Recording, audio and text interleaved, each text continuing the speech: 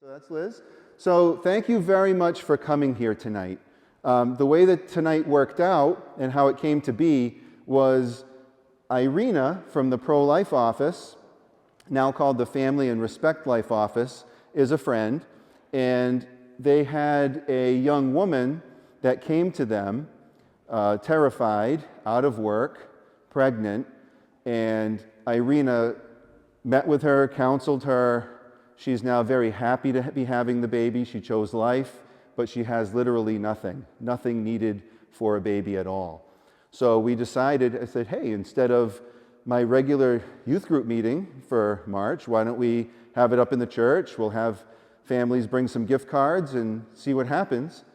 And the next thing that happens is this church is full of people, right? I got to try not to get choked up, but... Yeah, if I get choked up, just bear with me. This church is now full of people supporting life, supporting this young woman, and just who love babies. So thank you.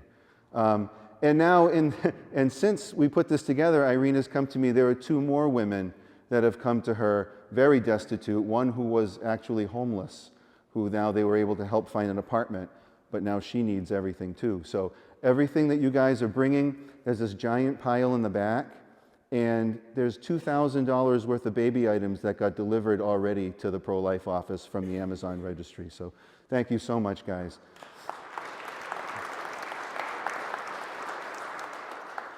But I want to start with a question. And that question is, why are you here?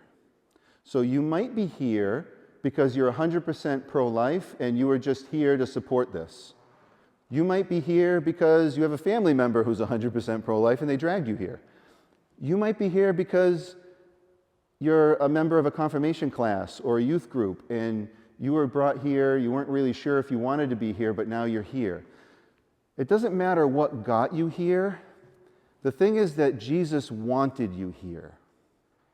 And as I'm going through telling this story, I want you to try to find your place in the story. Like, what do you bring to all of this? It might be a young person. It might be somebody who's my age, but has skills with what they do for work. Like, why does God want you here tonight? He's got a mission for you. He's got a reason for you being here. He knew you would be here in this room since before time began, that you would be here tonight listening to this story. So we're going to start off, I want to start off with Matthew 25. Jesus is talking about the final judgment and the judgment of the nations. When the Son of Man comes in his glory and all the angels with him, then he will sit on his glorious throne. Before him will be gathered all the nations, and he will separate them one from another, as a shepherd separates the sheep from the goats, and he will place the sheep at his right hand, but the goats at his left. Then the king will say to those at his right hand, "Come, O blessed of my Father, inherit the kingdom prepared for you from the foundation of the world. For I was hungry, and you gave me food. I was thirsty, and you gave me drink. I was a stranger, and you welcomed me. I was naked, and you clothed me. I was sick, and you visited me. I was in prison, and you came to me." Then the righteous will answer him, "Lord, when did we see you hungry and feed you, or thirsty and give you drink? And when did we see you a stranger and welcome you, or naked and clothe you? And when did we see you sick or in prison and visit you?" And the king will answer them, "Truly I say to you, as you did it to one of the least of these my brethren, you did it to me." Guys, tonight, that's exactly what you're doing. The pro-life movement definitely sees the naked, the hungry, the thirsty in these women and children. These women that are seeking abortion, the great majority of them wake up that morning and it's the worst day of their life. They don't want to do this. They have this feeling in the pit of their stomach and they think, "Lord, if you don't want me to do this, please give me a sign." They're terrified, they're alone, they're under pressure, maybe from someone in their family or their partner. They feel trapped and they feel like their life is ending. So as Jesus says, "I was sick and you visited me," they're spiritually sick. "I was in prison and you came to me." They feel like they're in a prison of their own pain, right? They feel like they have nowhere to go. So as you're coming here tonight and you're opening up your hearts and you're bringing all these gifts, you're fulfilling every one of these lines so that Jesus can say to you at the end of time that you treated him. Now, the pro-life movement doesn't just look at this as, when you do these things, it's like you did it to Jesus. Jesus is saying, no, you are literally doing this to me. So I'm going to tell a story. I'm going to tell a story about three people: Abby Johnson, Sean Carney, and Moralisa Carney. As I tell this story, you're going to see a picture of, these are the real Abby, Sean, and Moralisa, but I don't have photos of them from when they were young. We don't have access to that. But they made a movie about Abby Johnson's conversion, part of her life, and then her conversion. It's called Unplanned. Just a show of hands, how many people have seen the movie Unplanned? Okay, so not many. That's actually really good. So this story is new for most of the people in here. So this is Abby Johnson, and this is the actress who plays her in the movie. So for the rest of the pictures, you'll see the actress, not the actual Abby. So Abby Johnson was a small-town Texas kid in the 90s. She came from a Christian family. Her family was actually very pro-life. But then as she went off to college, she quickly lost her faith. That's a huge problem that we're having today, was that 80% of all of our kids are losing their faith by freshman or sophomore year in college. Part of it is the culture in general. Part of it is that colleges are priding themselves that they're going to tear down everything that you've had up to that point as far as your faith, and then they're going to rebuild it the way they want to. So we'll have 80% of our kids losing their faith. Abby was one of them. She went off to college. She quickly got involved in heavy drinking and partying, and she ended up with an older boyfriend who was 6 years older than her. For any parents or any youth ministers, that's a huge red flag for a young girl. If she has a boyfriend even 2 years older, it's a huge red flag for them becoming sexually active early. Abby became pregnant. At first, she's terrified. How am I going to tell my parents? I'm going to have to drop out of school. What's going to happen to me? I can't raise a baby. And her boyfriend says, don't worry about it. I've done this before.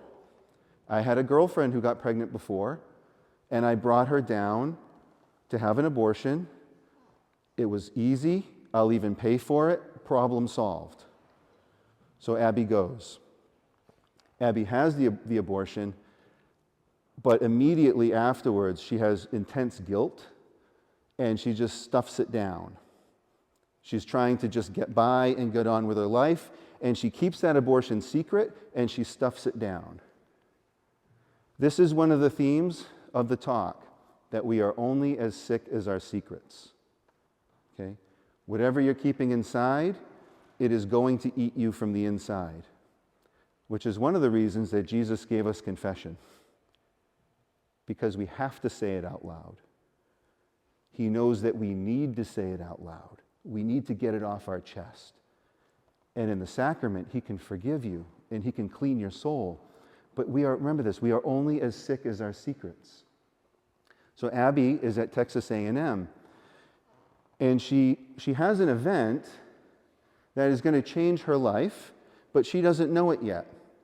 There's an idea that I have here that there are some events that will change the lives of thousands of people. But while you're in the event, you don't know that. You don't know that that event is going to change the lives of you and thousands of others. But for Abby, it was a volunteer fair at Texas A&M University. There's lots of different clubs, lots of different opportunities to volunteer, and Abby somehow finds herself at the Planned Parenthood table. There was a woman there in hot pink, dressed in a hot pink cowboy hat. She had everything was pink, and she had all of her talking points in order. She was confident, and Abby comes up, and remember, Abby has that secret abortion that's eating her on the inside, the pain, the guilt that she's just stuffing down. And the woman says to her that Your parents, who are pro-life, they're only pro-life because they don't really understand their science. That it's not a baby yet. It's a clump of cells. It's not a baby, it's a sack of tissue. It's not a baby, it's a fetus. It's a medical condition right now. It's not a baby. Your parents just don't know their science. She says that there are anti-abortion extremists who want to take women's rights away from them, but it's not a baby yet. We want to do counseling and health screenings, and we want to make abortion rare. In the early 90s, that was the line, that they wanted to make it safe, legal, and rare. That's not the line anymore. Now it's full access all the time, even up to birth. But back in the 90s, it was, we want to make it safe, legal, and rare. Now remember, we're only as sick as our secrets. And when Abby heard that they wanted to make it rare, it triggered something inside of her because of that pain that she had from her own abortion. And she wanted to, yes, I want to help that. I want to be involved with that. I want to make it rare. In her mind, she's thinking, so other women won't suffer like she is. But she's going to an abortion facility. Can you see the confusion inside of her, right?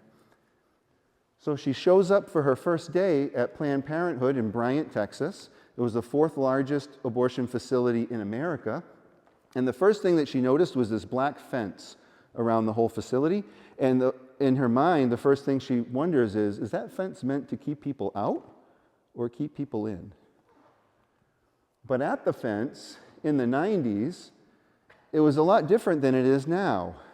Back in the early 90s, there was still a lot of anger about abortion. So some people at the fence might be yelling, right? They might be yelling, murderers or repent. At this Bryant, Texas one, there was even somebody who dressed up as the Grim Reaper. And there were graphic signs showing pictures of aborted fetuses. And what that did was it sort of intimidated some of the women, but it also gave Planned Parenthood fodder for what I call gaslighting. So Abby shows up, and she's now, her first job is she's supposed to escort them from the car.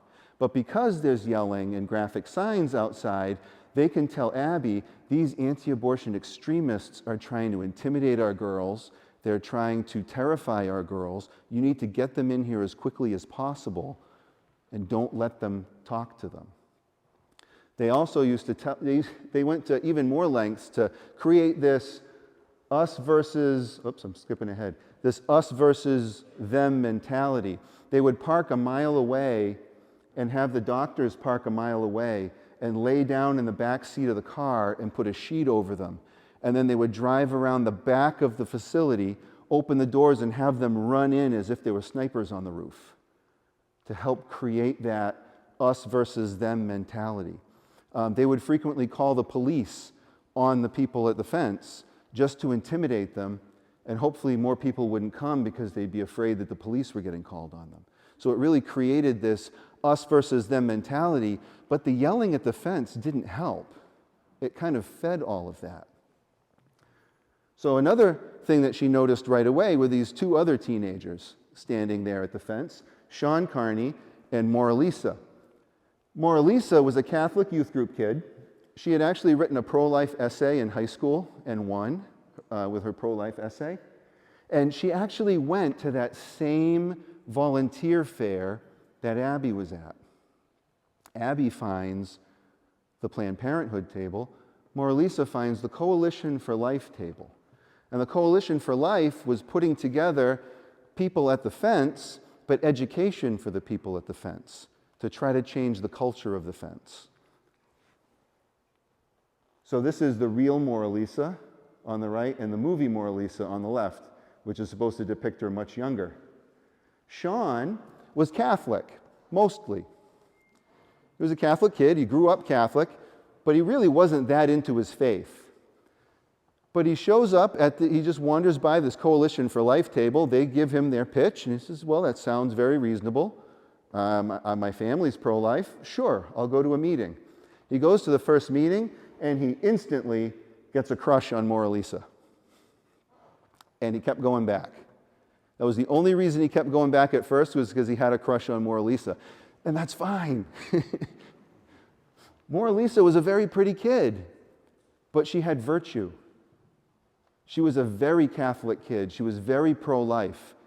She was in a state of grace. She had this virtue, and virtue is attractive, and it was bubbling out of her, and Sean wanted to be around her more and more. That's movie Sean and real Sean. So what ends up happening is Sean and Moralisa transform the fence. Sean uses his gifts of leadership, and he just goes around and just starts talking to people. He pulls over the Grim Reaper, and he has a pretty intense conversation with the Grim Reaper, and then the Grim Reaper isn't there anymore. Well, he actually kept coming back, but not as the Grim Reaper. He managed to get the people with the graphic signs to come back and just hold a sign that says hope. And he just helped organize the fence. Moralisa was compassion personified. And she actually befriended Abby across the fence. Abby would yell at Sean. Just something about him just being a guy just brought up so much anger inside of her, and she would yell at Sean. But with Moralisa, she would listen. And she found herself going home and talking to her husband even later on. I'm jumping ahead a little bit, but she would talk to her husband later on about her conversations with Moralisa. They were able to completely transform the fence into a place of prayer. So Abby advances up the chain, and she becomes a counselor at Planned Parenthood. And as a counselor, they tell her, as these girls are coming to you, don't ever use the word child, baby, mother, or father. Just call it a sac of tissue, a clump of cells, a fetus, or a pregnancy. Don't ever say family, and please don't ever tell them that we throw everything in the garbage afterwards. Don't ever call it a child or a mother. But as she moves up from counselor over the years, she moves up to clinic director, and she becomes the director of the 4th largest Planned Parenthood in America. But at this point, it's starting to sour on her. She's noticing at her budget meetings that they're telling her that all of your funding for counseling and contraception and health screenings are going down. But we want you to get your abortion numbers up. We want you to double your number of abortions. And this shocks her because remember, the pain from that secret abortion, she wanted to help stop this. She bought the line that they wanted to make it rare, but now they're cutting her funding for counseling, and they're telling her to double her numbers. So she goes home, and she spends weeks doing her own research, and she comes up with a 70-page paper about how they can actually partner with other people in the community. She could partner with other health clinics. She could partner with donation centers. She could partner with adoption centers and mental health clinics. And she could do all of this without increasing her budget at all for Planned Parenthood. And her board members took her 70-page paper and threw it in the trash without reading it and said, if you want to keep your job, get your numbers up. Get your priorities straight and get your numbers up. She started to wonder, as she's talking to Moralisa over the fence, am I on the wrong side of the fence? What side of the fence am I supposed to be on? And then there was one day that it all changed. A doctor came in, so they have a lot of turnover with doctors, and they usually don't have the same doctor every day. They rotate, because if something bad happens during the procedure, and they come to the facility and say that something happened, well, that doctor's not here anymore. So they rotate a lot. But this one doctor shows up and he says, during the interview, he says, Abby, I only do ultrasound-guided abortions. Now think about this. What would you think if you went to the dentist one day and your dentist says to you, I'm getting really bored with doing root canals. So how about, to spice it up a little bit and make it more interesting for me, could I wear a blindfold while I do your root canal? What would you say? Absolutely not. No, because you're going to get horribly injured, right? Every abortion in America, every surgical abortion in America is a blind procedure, which is why so many women get hurt, which is why there's so many injuries. And I'm not going into all those details because I'm sensitive to the fact that there are some younger kids here. But there are so many negative injuries, not just the psychological injuries, right? Not just the PTSD and the depression and the addictions because of the psychological and emotional pain, but there's so many hemorrhages and injuries to these women because it's a blind procedure. So this doctor says, I'll only do an ultrasound-guided procedure, so it drastically cuts that down. So remember, Abby wanted to protect women, so she goes to her board and she says, why aren't we doing this all the time? And the board says, well, because it would add 5 to 10 minutes more to every abortion, and we want to get 50 done in a day, Abby. It's the bottom line. So think about that. How much do they care about these women, or is it about their bottom line and their income? So she goes ahead and hires him, and on the very first day that he shows up, too many people call out sick, and Abby has to fill in and hold the ultrasound head. So she's at the screen holding the ultrasound head as the doctor goes through the procedure. And this is from the movie. She froze. As she's looking at the ultrasound, the baby was the same age as the one she had aborted. She actually had a chemical abortion later, if you watch the movie. But the abortion that she had, the surgical abortion, it was the same age as the baby that she had had the abortion of. And as the procedure is going on, she's holding the ultrasound head and she freezes. She wanted to yell, stop, but she couldn't. She was just frozen. And when it was over, she drops the ultrasound head and sprints out of the room. All of those lies came crashing down. All of those lies of it's just a sack of tissue, it's just a clump of cells. When you see that picture, all of those lies came crashing down. And Irina can testify to this. When women see their ultrasounds, over 80% of them choose life. Because when you see that heartbeat, or you see those little hands, like all those lies go out the window, right? All the confusion goes out the window. So she sprints back to her office and she closes the door and she sits there sobbing and just staring at her own hands. Because she had counseled thousands of girls over the years. When she was a counselor and then a manager and then as a director, she's directly responsible for everything going on in that facility. I try not to call it a clinic because there's really no health care going on in there. It's a facility, right? So she's staring at her hands, sobbing. All the guilt is crashing down on her. And then she looks and she sees a card on her desk. Mora Lisa had given her that card at the fence about a month ago, but she never opened it. She opens it up, and it says, Abby, I just want you to know I care about you. I love you. I will be here if you ever want to talk. You're not alone. We care about you.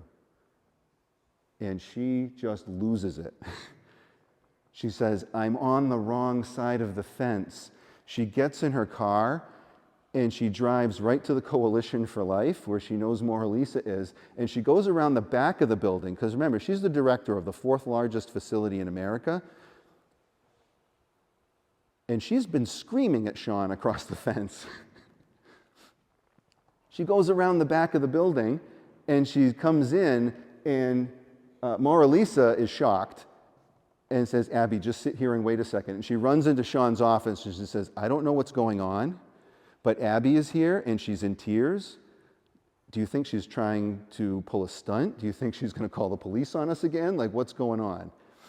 And Sean just says, okay, let's find out. Let's talk to her. And she just sobs and lets everything out. Remember, she's lost her faith. She's not Catholic anyway. She didn't have the sacrament of confession, so she's been carrying around all this guilt. She is just emptying her heart out to these two people. And it was because of the compassion of Moralisa. Right? Sean had this organizational skill, but Moralisa is the one who gave Abby love, even when Abby wasn't giving it in return. That's her husband, Doug. She goes home afterwards and she just starts sobbing on Doug because the fear is she's going to lose her house. She's going to lose everything. Usually Planned Parenthood pays them twice as much as any other job they're going to get, so that you're afraid to leave. Or if you do leave, you'll lose everything. And if you do leave, they're afraid that you're going to tell everybody what really goes on there. So if you do leave, they usually come after you legally to sue you into oblivion. And that's exactly what they tried to do to Abby. Sean immediately goes into protection mode as a guy. He starts using the connections that he has. He finds Abby a job. He makes more phone calls. He finds her free legal help. And he actually went to court with her when Planned Parenthood tried to destroy her. And they ended up winning. Abby was protected. Abby goes on. She has a conversion. She converts to the Catholic faith through Moralisa. Moralisa gets her in touch with a good priest. And she works through everything, goes through RCIA, comes into the church, and gets her soul cleaned through confession. She then started a group called And Then There Were None. Through her group, over 700 workers have been able to leave the abortion industry through Abby. 700 workers, 1,600 hours of counseling, she's gotten them. And because of 700 workers leaving, 48 facilities have closed, all through Abby. This is Sean and Moralisa. They got married. They have a beautiful family. And they left the Coalition for Life and started something called 40 Days for Life. If anyone's familiar with 40 Days for Life, they pray outside of abortion facilities. Every parish in a 40-day period, a parish will pick one day, and they try to get sign-ups from that parish to fill the day for people praying outside of that facility while it's open. Some facilities are only actually doing surgical abortions twice a week. They might be giving out the abortion pill 7 days a week, but they're only doing surgical abortions 2 days a week. So 40 Days for Life tries to have people out there on the fence for 40 days while they're having these surgical abortions. And through 40 Days for Life, they know that they have saved at least 25,000 babies from being aborted. They have gotten 268 workers out of the industry, and they've closed 161 abortion facilities around the world, just through Sean and Moralisa starting 40 Days for Life. But a more beautiful thing about 40 Days for Life is that when you're praying outside, Abby testified about this from other workers that she knows, other workers that she's helped get out of the industry, and her own experience. When there's people praying outside, you don't know, but anywhere from 30 to 70% of the girls that have appointments for an abortion drive right by and never go in. Because remember, they wake up that morning and they feel like it's the worst day of their life. They know, women know more than men, deep in their heart, that this is a child, right? And they don't want to do this, and they think, God, I've been told that this is a clump of cells. I've been told that this is a sac of tissue. If you don't want me to do this, please give me a sign. And when they see, in particular, if they see a picture of Our Lady, especially Our Lady of Guadalupe, and if they see a priest praying outside, the percentages of them driving by are much higher. So if you sign up for 40 Days for Life, and you're praying outside, You may never see a girl come back out and come to you and say, I didn't go through with it. We have had a couple that have come up to us and said that. But just because you don't have someone come up and say it doesn't mean that there aren't people that will live and have children, and their children will have children, and their children will have children. There will be generations of people that you will never know existed because you were praying outside. You'll only find out in heaven. And this is my theory, that when we get to heaven, God willing, right? Everyone in here, God willing, we all get to heaven. When you're in heaven, there will be people that come up to you and say, I lived because you were praying out there that day. All right? Or my grandmother lived because you were out there praying that day. Right? And you're going to get to see that. You won't know on this side of the veil, but you'll know in heaven as these people come up to you. We're going to have sign-ups for 40 Days for Life outside in the narthex. If you're interested at all, please put your name and your cell number, and I will get in touch with you. Mary Hadley will get in touch with you, and we'll organize it.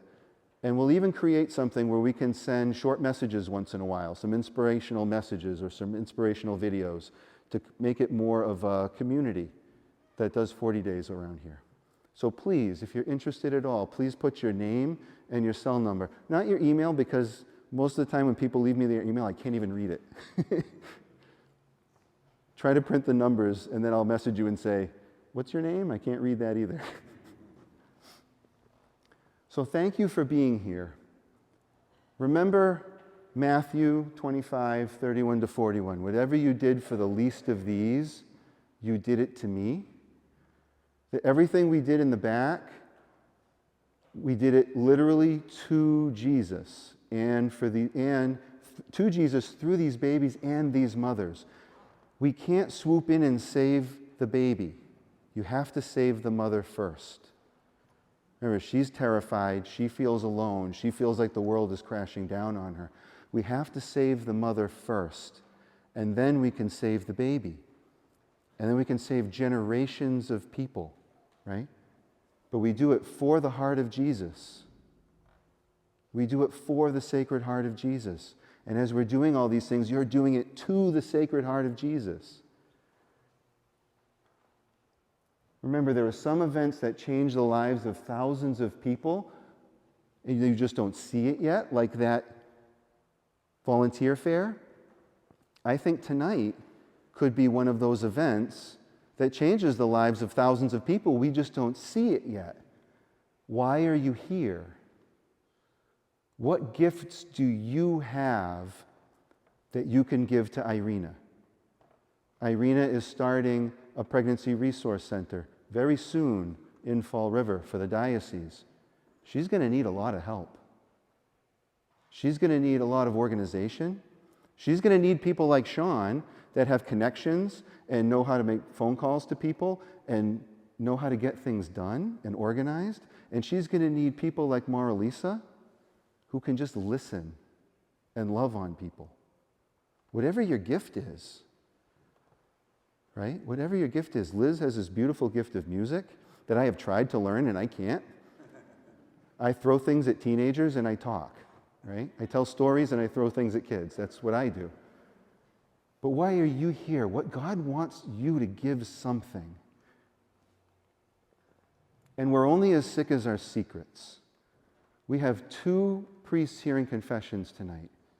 Please, if you're carrying something, I don't care which of the 10 commandments it is, right? If we're keeping it a secret, it's eating us from inside. We have 2 incredible priests. We have Father Allen in the back and Father Ryan, who's going to be right over here. Please make use of it. And that's it.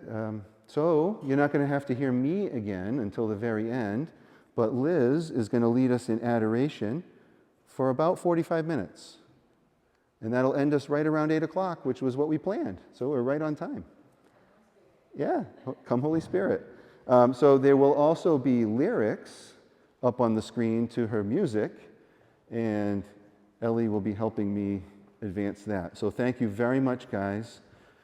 Please make this a time of prayer as we go into adoration. What is Jesus trying to say to you tonight?